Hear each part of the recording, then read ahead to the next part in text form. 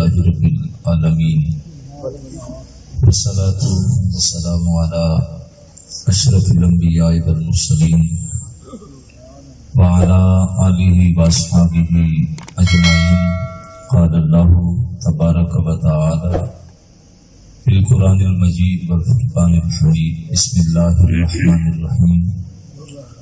قل بفضل الله وبرحمته فبذلك فليفرحوا هو خير مما يجمعون.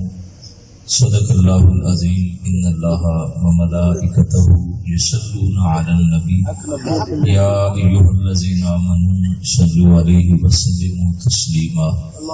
اللهم صل على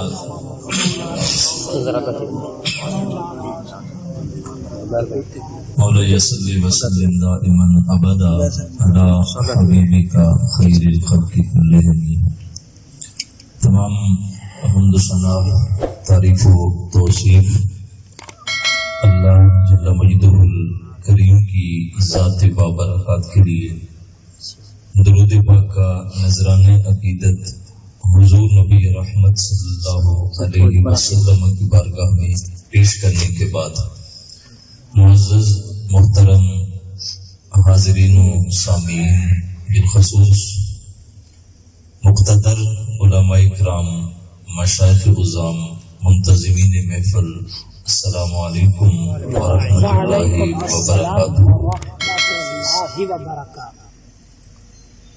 ماہ ربیع الاول کی سہانی گھڑیاں گلی گلی اور نگر نگر ذکر میرے حضور کا جاری و ساری ہے، اور یہ وہ ذکر ہے جو اہل ایمان کو تسکین عطا کرتا ہے. شیخ مہدی خاصی نے مطالب المسرات شرح دلائل الخیرات میں لکھا کہ حضور کا ذکر سن کے جس شخص کے سینے میں ٹھنڈ نہیں پڑتی، اس کے سینے میں دھڑکنے والا دل کسی مومن کا دل ہی نہیں. نام حضور کا ہو اور چہرہ مرجھا جائے، تذکرہ آمنہ کے لال کا ہو اور ماتھے پہ سلوٹیں پڑ جائیں، سمجھ جائیں کہ اندر کی دنیا کا تعلق گنبد خضرا کے مکین سے ٹوٹ چکا ہے. ورنہ جس سے محبت ہوتی ہے، بالکل جس سے محبت ہوتی ہے اس کا نام انسان کو سکون دیتا ہے. جس سے پیار ہوتا ہے اس کا تذکرہ بھی انسان کو راحت مہیا کرتا ہے. مجنوں کو کسی نے دیکھا کہ ریت کے ذروں پہ لیلا کے نام کی مشق کر رہا تھا. لکھتا پھر مٹاتا، پھر لکھتا پھر مٹاتا. پوچھنے والے نے پوچھا، مجنوں یہ کیا کر رہے ہو؟ کہنے لگا لیلا کے نام کی مشق کر رہا ہوں. تو کہا اس سے کیا حاصل ہوگا؟ کہنے لگا جب یہ نام لکھتا ہوں تو میرے دل کو سکون ملتا ہے. صاحب اگر مجنوں کو لیلا کا نام سکون دیتا ہے تو کیا امتی کو نام محمد سکون دیتا ہے؟ اس سے بڑھ کے تو کوئی نام ہے ہی نہیں. یہ نام کوئی کام بگڑنے نہیں دیتا، بگڑے بھی بنا دیتا ہے نام محمد صلی اللہ علیہ وسلم. تو حضور علیہ السلام کے ذکر کی خوشبوئیں بکھری ہوئی ہیں، اور اتنا ذکر کائنات میں کسی کا نہیں ہوا جتنا میرے مصطفیٰ کا ہو رہا. بڑے بڑے لوگ دنیا میں آئے چلے گئے، بادشاہتی کر کے گئے. آل ساسان نے 3150 سال تک ایران پہ حکومت کی. 3150 سال کا ایک عرصہ ہوتا ہے. 150 افراد یک کے بعد دیگرے تخت نشین ہوتے رہے، لیکن زمانہ 150 میں سے کسی ایک کا نام بھی نہیں تھا. کئی کتابوں میں گم ہوں گے، لیکن اس وقت امت کے کسی بچے سے بھی پوچھ لیں کہ حضور کا مؤذن کون تھا تو آپ کو ایک ایک بچہ نام بتائے گا. حضور کے گھر کا خادم خاص کون تھا تو امت کا بچہ بچہ اس کا نام بتائے گا. تو صاحب حضور کا ذکر، حضور کے تذکرے کائنات میں پھیلے ہوئے، بلکہ میں 11-12 کی شب یہ راولپنڈی ڈویژن میں تھا، تو وہاں کچھ علاقے ایسے ہیں جو بالکل آبادی سے سائڈ پہ ہوتے ہیں، تو 2 4 5 گھر ہوتے ہیں، تو ان کے لیے وہاں لس بولا جاتا ڈھوک. تو وہاں سے گزرتے جاتے تھے تو جہاں 2 4 گھر بھی تھے ان پہ بھی چراغاں تھا. سبحان اللہ. وہاں بھی سجاوٹیں اور خوبصورتی. تو میں نے اس دن کہا تھا کہ کاش مغربی گماشتے جنہوں نے رسول اللہ صلی اللہ علیہ وسلم کی توہین کی خاکے بنائے، آج کے دن وہ اپنی سیٹلائٹ کو آن کریں اور دنیا کا نقشہ دیکھیں تو ان کو پتہ چلے گا کہ ساری کائنات میں ذکر ہی مصطفیٰ کا ہو رہا. سبحان اللہ. سبحان اللہ. انہیں یہ تھا کہ شاید ہم خاکے بنائیں گے، توہین کریں گے تو تعلق کمزور ہو جائے گا امت کا، لیکن یہ رشتہ کمزور ہونے والا نہیں. یہ ہر آنے والی نسل میں یہ رشتے بڑھتے چلے جائیں. تو ذکر کی خوشبو ہے جو بکھری ہوئی ہے. جہاں چلے جائیں، بستیوں میں، شہروں میں، قصبوں میں، دیہاتوں میں، آپ کو حضور کا ذکر سنائی دے گا. ارشاد باری تعالیٰ ہے، کل اے حبیب آپ فرما دیجئے بفضل اللہ وبرحمتہ فبذلک فلیفرحوا ھو خیر مما یجمعون. فرمایا محبوب فرما دیجئے کہ جب اللہ کا فضل اور اس کی رحمت ملے فبذلک فلیفرحوا، تو چاہیے کہ اس پہ اظہار مسرت کریں، خوشی کریں. ھو خیر مما یجمعون، اس خوشی میں جو خرچ ہوتا ہے یہ اس سے بہتر ہے جو تم بچا کے رکھتے ہو. سبحان اللہ. سبحان. تو حضور علیہ الصلوۃ والسلام کی آمد دوسرے مقام پہ ارشاد فرمایا گیا، اذا اذقنا الانسان منا رحمۃ فرح بها. فرمایا ہم نے انسان کا مزاج بنایا کہ جب اس کو ہماری جناب سے کوئی رحمت ملتی ہے تو اس رحمت کے ملنے پہ خوش ہوتا ہے. سبحان اللہ. اس میں مومن اور کافر کا فرق نہیں ہے. انسان کی بات ہے، کافر بھی اس کو بھی رحمت ملے تو وہ بھی خوش ہوتا ہے.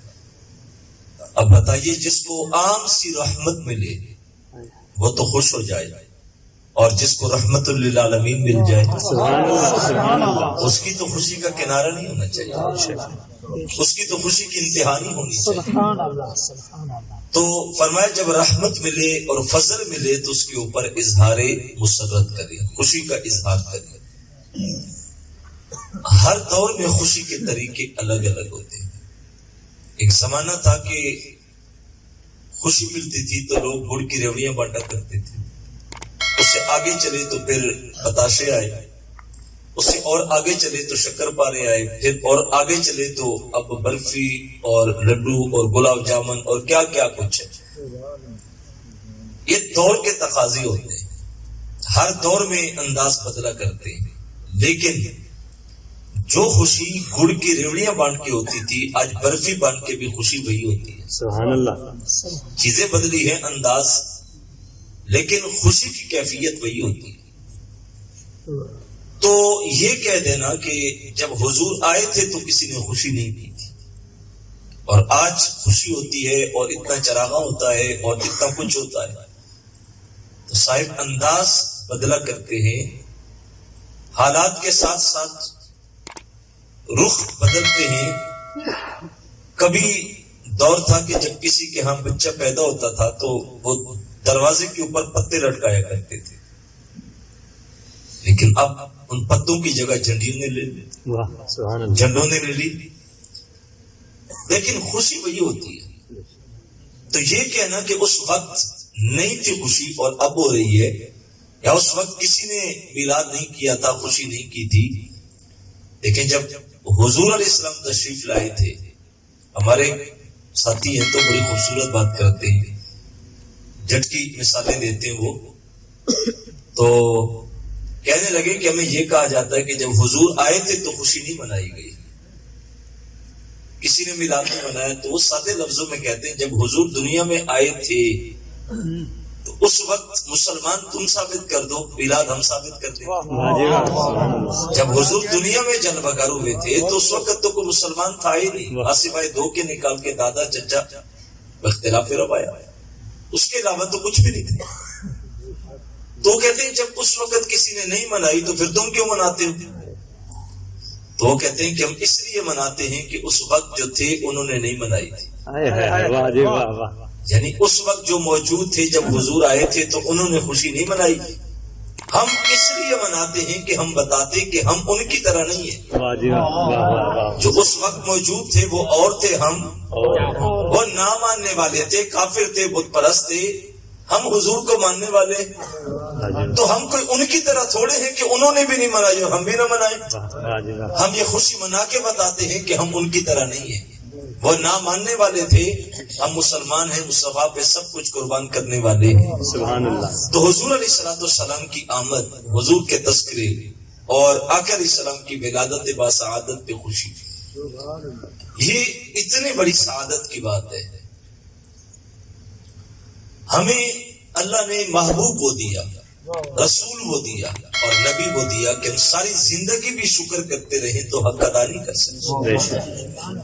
آپ انسانیت کی تاریخ پڑھیں، آج اگر ہماری جبینیں اللہ کے حضور جھک رہی ہیں، اللہ کو مان رہے ہیں، مسجدیں آباد ہیں، ممبر و محراب کی زینت ہے، تو یہ مصطفیٰ کا صدقہ ہی تو ہے. بے شک. ورنہ تاریخ انسانیت پڑھیں، جہاں طاقت کو دیکھتے وہاں جھک جاتا ہے. درختوں کو دیکھا، اتنا بڑا درخت ہے، روپ دل پہ بیٹھا تو جھک گئے. لیکن جب کلہاڑے نے درخت کو کاٹا تو انسان نے پھر جبین اٹھائی، کہا طاقت درخت پہ نہیں ہے، طاقت تو لوہے میں رکھی گئی. جب لوہے کو آگ میں ڈالا تو آگ نے پگھلایا. انسان نے پھر جبین اٹھائی، کہا طاقت اس لوہے میں نہیں، طاقت آگ میں. پانی برسا تو آگ بجھی. تو جہاں جہاں طاقت کو دیکھتے گئے وہاں لڑکتے گئے، جھکتے چلے گئے. ایک خوش قسمت گروہ تھا جو چلتے چلتے مکے کی وادی میں پہنچا اللہ اللہ اللہ. اور ٹوٹی ہوئی چٹائی پہ نورانی پیکر کو دیکھا. اللہ. عظمت کا عالم یہ ہے کہ انگلی اٹھے تو چاند بھی 2 ٹکڑوں میں بٹ جائے، سبحان اللہ. سبحان ڈوبے اللہ. میں سورج کو اشارہ کرے تو پلٹ کے اثر کے وقت پہ آ جائے. وہ درختوں کو بلائے، جڑوں سمیت اکھڑ کے قدموں میں آ جائے. سبحان اللہ. سبحان. کہنے لگے بڑی طاقت یہ ہے، آؤ اس کو پوجیں. لیکن جب وہاں پہنچے تو کیا دیکھا، وہ جو سب سے بڑا تھا وہ بھی کسی اور کے سامنے سجدے میں پڑا تھا. سبحان اللہ. سبحان. اعلیٰ حضرت عظیم البرکت کا لہجہ سادہ ہے لیکن کمال کر کے فرماتے فیض پہنچا اے رضا احمد پاک کا. فیض پہنچا اے رضا احمد پاک کا، ورنہ ہم کیا جانتے کہ خدا کون تھے. واہ جی واہ. سبحان اللہ. حضور آ کے خبر نہ دیتے، اللہ سے ناطا نہ جوڑتے تو ہمیں کیسے خبر ہوتی کہ کوئی موجود تھا. اور مجدد الفسانی علیہ رحمت 2 قدم آگے بڑھے، فرماتے من خدا را عذاب پرستم کے او رب محمد است. واہ جی واہ. سبحان اللہ. فرماتے میں خدا کو خدا مانتا ہی اس لیے ہوں کہ وہ مصطفیٰ کا رب ہے. سبحان اللہ. تو حضور کے ذریعے اللہ کی ذات تک رسائی ملی ہے. ورنہ آج ہم بتوں کے سامنے جھکے ہوتے، ہماری جبین نہ جانے کہاں کہاں جھکتی. تو ہم حضور کا جتنا بھی ذکر کریں، اللہ کا جتنا بھی شکر کریں، ہم حق کے شکر ادا نہیں کر سکتے. آپ تاریخ انسانی کو پڑھیں، جب حضور نہیں تھے آئے، انسانیت کا رنگ روپ اور تھا. لیکن جب حضور آ گئے تو انسان کو عزت اور وقار ملا. ہر روپ کے اندر انسانیت کے جتنے بھی روپ تھے. کتب میں آتا ہے کہ باپ کے مرنے کے بعد بیٹے ترکہ بانٹتے تھے، تو جو حقیقی ماں ہوتی تھی وہ بھی ترکے میں بڑھتی تھی، اور بیٹا صبح ہوتی تو ماں کو پکڑ کے منڈی میں فروخت کے لیے کھڑا کرتا. انسانوں کی منڈیاں ایسے لگتی تھی جیسے ہمارے ہاں جانوروں کی منڈیاں لگتی ہیں. آنے والا گاہک سودا کرتا اور بیٹا مطمئن کرتا کہ یہ وزن بھی اٹھاتی ہے، سمجھدار بھی ہے، تیز رفتار بھی ہے، اور بیٹے کی خواہش ہوتی کہ ریٹ اچھا لگے. اور صبح سے شام تک آنے والے آتے جاتے، اور ماں مجبور ہو کے کھڑی تھی کہ معاشرے کی روش، معاشرے کے ہاتھوں مجبور تھی، بول بھی نہیں سکتی، اور نظریں جھکی ہوتی کہ اس کو بیچنے والا غیر نہیں تھا جس کو 9 مہینے پیٹ میں اٹھائے رکھا، وہ بیٹا اس کا سودا کر رہا تھا. جس کے وجود سے اللہ نے غذا دی تھی، آج وہ بیٹا ماں کا سودا کر رہا ہے. اور ماں خاموش کھڑی ہے، اور جب ریٹ اچھا لگتا تو بیٹا درم و دینار پکڑتا، اور ماں دے کے واپس آ کے قبیلے میں فخریہ طور پہ بتاتا کہ منڈی کا ریٹ بڑا اچھا تھا، اتنے میں ماں کو بیچ کے آیا. مائیں بک رہی تھی، سودے ہو رہے تھے. ہمارے آقا علیہ السلام تشریف لائے تو میرے حضور نے آسمانوں سے جنت کو کھینچ کے ماں کے قدموں کے نیچے رکھا اور اولاد کو حکم دیا نادان ماں بیچنے کی چیز نہیں ہے، تمہاری جنت اللہ نے اس کے قدموں کے نیچے رکھی۔ ہمیں دو رشتوں کے ساتھ جوڑا گیا، ایک ماں اور ایک باپ۔ الجنت تحت اقدام الابوین، فرمایا جنت اللہ نے والدین کے قدموں کے نیچے رکھی۔ ایک روایت میں اقدام الامہات، ماں کے قدموں کے نیچے جنت ہے۔ تو ان دو رشتوں کے ساتھ ہمیں جوڑا گیا ہے کہ ان کی قدر کریں۔ اور سادے لفظوں میں حضور فرمایا اگر عرش کے رب کو راضی کرنا چاہتے ہو تو ان دو رشتوں کو راضی کر دو۔ ماں اور باپ راضی ہیں تو عرش کا رحمان راضی ہے۔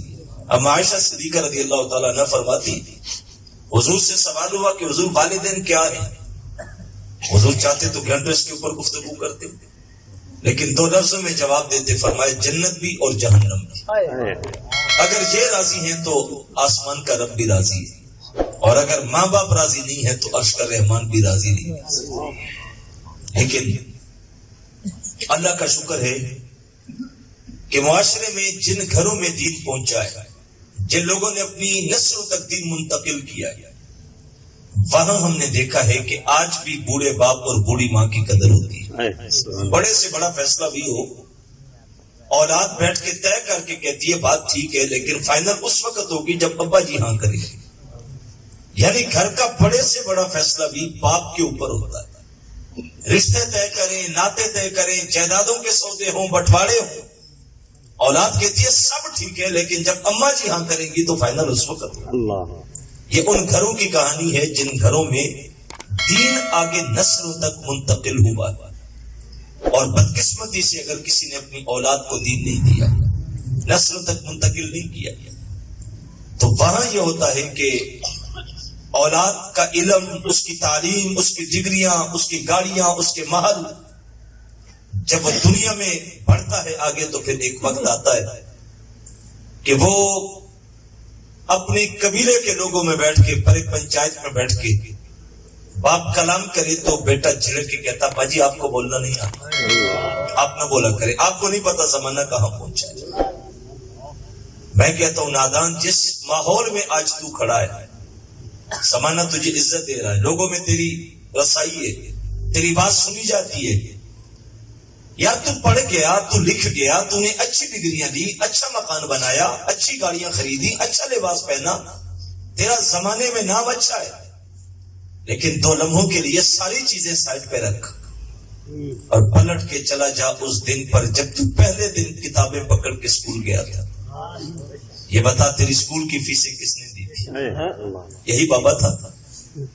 اور بھائی جہاں مرضی پہنچ جاؤ، ماں اور باپ کی محنت کے بغیر کوئی شخص بھی آگے نہیں بڑھ سکتا۔ یہ علماء کرام تشریف فرمائے ہیں، آج زمانہ ان کو سنتا ہے، لوگ ان کے پیچھے ہوتے ہیں، تو کیا ہم جتنے بھی یہاں بیٹھے، کیا ہمیں نہیں پتا کہ ہمارے ماں باپ نے ہم سے کتنی مشکلیں سہی تھی؟ جب ہم ان لمحوں کو یاد کرتے ہیں تو شاید کہ ہم 2 لمحے بھی آگے نہ بڑھ سکتے اگر پوچھتے ماں اور باپ نہ، جنہوں نے دنیا میں نام کمایا، جو اچھے سیٹوں پہ بیٹھے ہیں، اچھے عہدوں پہ بیٹھے ہیں، کیا انہوں نے دنیا میں آ کے خود ہی سب کچھ حاصل کر لیا؟ نہیں۔ میں کہتا ہوں آج بھی نکل کے شہر کے وسط میں چلے جائیں کسی مین اڈے پہ، چوک پہ، آپ کو رات کے 2 بجے بھی بوڑھا بابا ریڑھی لگا کے فروٹ کی بیٹھا نظر آئے گا۔ یا کبھی اپنے سے پوچھو رات کے 2 بجے فروٹ لینے کون آتا ہے؟ سردیوں کی ٹھٹھرتی راتیں، بچے بند کمروں میں، اور باپ چادر کی بکل مار کے روڈ پہ بیٹھا ہوتا ہے کہ 2-4 درجن بک گئے تو بچوں کا کچھ بن جائے گا۔ اور بتائیے جب رات کے پچھلے پیر تک بابا جاگتا ہے اور بڑا ہو کے بیٹا اس باپ کو کہے کہ ابا جی آپ کو بولنا نہیں آتا، اس کی کائنات نہیں اجڑتی کہ اس اولاد کے لیے میں نے راتوں روڈوں پہ گزاری، چوکوں میں گزار دی، سردیاں گرمیاں کاٹی۔